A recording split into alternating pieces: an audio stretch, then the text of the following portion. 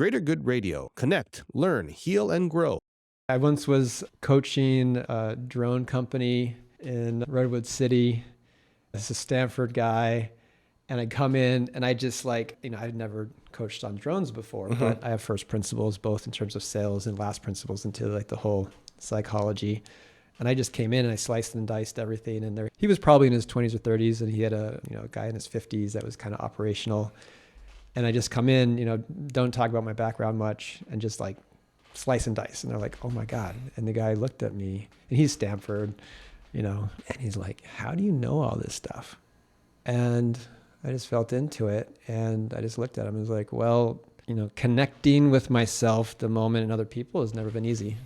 I have a nervous system that kind of opens and closes. And, early on, I started to find ways to kind of connect to love, feel love. And it turned out that they're the exact same skills that make you a great salesperson.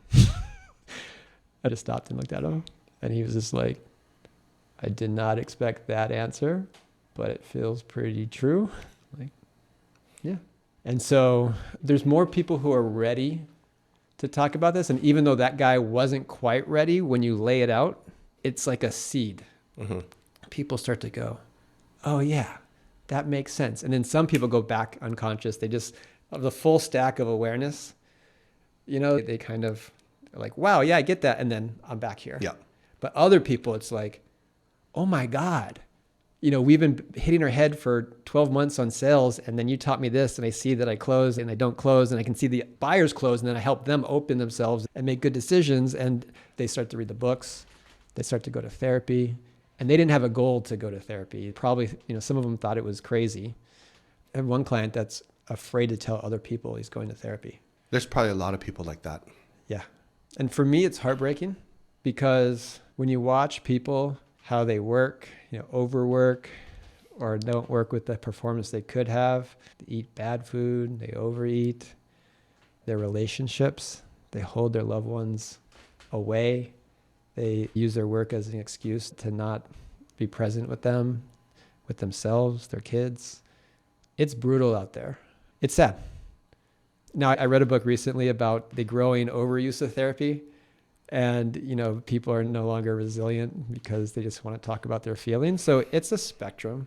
I can understand that. But there's so many people who are so closed to certain things. And I've had to learn not to point it out unless someone's asking. And so that's why I like my coaching, is because it's a professional situation where they're actually asking, hey, I'm not satisfied with something in my life. I've tried everything. I've heard you can help me. And it's like, okay, great. But yeah, it's brutal out there. If you resonate with Greater Good Radio, please join our community at www.greatergoodradio.com, where you can get access to exclusive content and offerings. Hope to see you soon.